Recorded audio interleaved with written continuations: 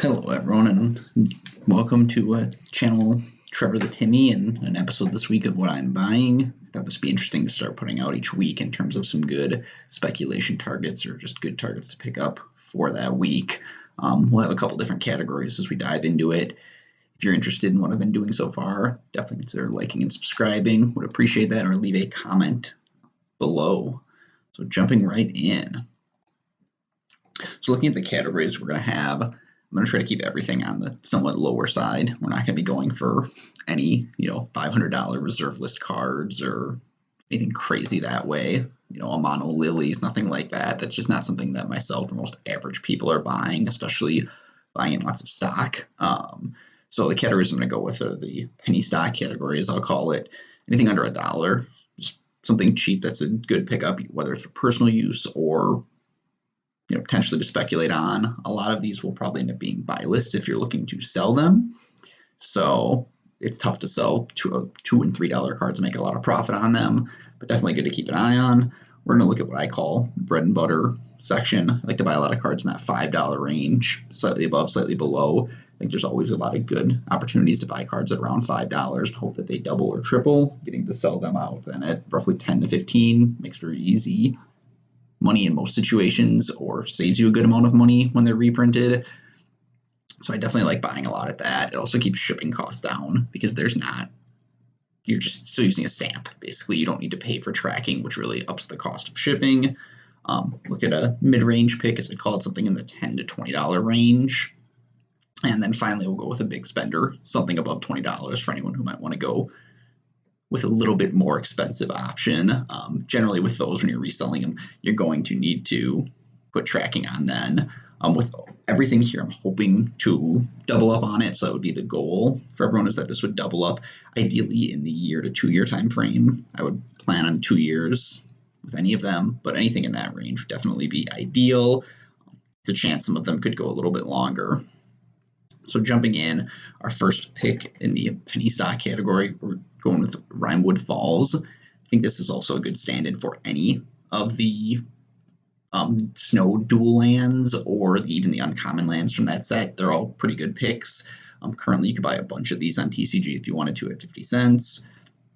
I expect over the next couple of years, and this might be one of the longer picks, but that they will get in that $3 to $5 range. I don't expect these to be reprinted often in foil. They might end up in non-foil in like a commander deck, something of that nature. So I'd expect it to be in that $3 to $5 range eventually. Again, not something you're going to double up on in a week, but as a longer pick, I also think they're very good for personal use. It's just good to have them. You're going to play them in all your EDH decks. They're so much cheaper than an original duel. You're not spending $1,000 or whatever crazy an original duel is worth right now. And then just in terms of looking at the EDH play, they're already up to being in 600 decks so far on EDH Rec, which is the second most in the set. So clearly there's a lot of demand for these, and that'll just go up. The set's only been out for a short amount of time.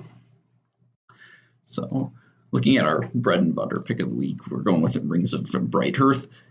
In either version, either this one or the Commander Legends. I've been picking up more from Commander Legends, but you can pick them up right around the $5. If you're looking on eBay, you can probably get it a little cheaper if you're paying attention. But anything in that $5 range should be a great pickup. This is just an EDH staple. As you can see here, it's in about 8,500 decks. I assume that number will only go up because it was a $40+ card for quite a period of time, which would limit the number of people who are playing it. You're going to play as any deck, basically, that's playing Planeswalkers. There's a lot of other activated abilities, but so many things you can double up on with it. It's just very open-ended, and I easily expect this to get into the $10 to $15 range minimum. If it goes quite a while without a reprint, it can go even higher. And again, I think this is a great pick just for your personal collection. You're saving $35 or more buying these now compared to what they were prior to the reprint. So definitely make sure to pick a couple up for yourself, even if you're not looking to resell them ever. Moving on to our mid-range pick of the week is Athreos, God of Passage. Specifically, I've been looking at the reprinted version, but really either of them, great pickups. You can still pick them up around $10. This was a high $20s to $30 card at its peak, and I easily expect it to go back to $20 to $25. Just, again, outstanding in EDH. There's about 5,700 decks playing it within the deck, and then about 1,200 playing it as the commander. I think any deck that's playing white and black is just going to want this. You can pick on the person who has the least life and just keep returning creatures again and again.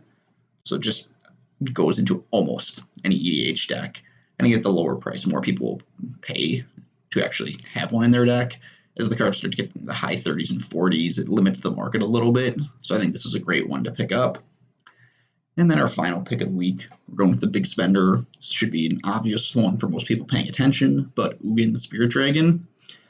Currently, you can buy these at about $23, maybe a little less if you're looking around, but that's a pretty safe price as of today. This can easily go back to 45 to 50, so it should be a double up and no problem. This is pretty safe to be in that 2-year window too, so I'm definitely picking up a solid amount of these. There's a really good EDH play in this card of just under 1,300 decks. You'd see 12,700, currently. Also, it's got the modern bonus too, that you're playing it in Tron or Tron decks are playing it. If you don't have one, definitely would pick up 1 or 2 of your EDH decks right now. Also, if you have a little bit extra money you want to throw at something, I think this is a really safe pick. It's just going to go up again over time. Probably won't get reprinted super often. It will at some point again in the future, but the old Fate Reforged version made it up into the 60s and 70s before it was reprinted.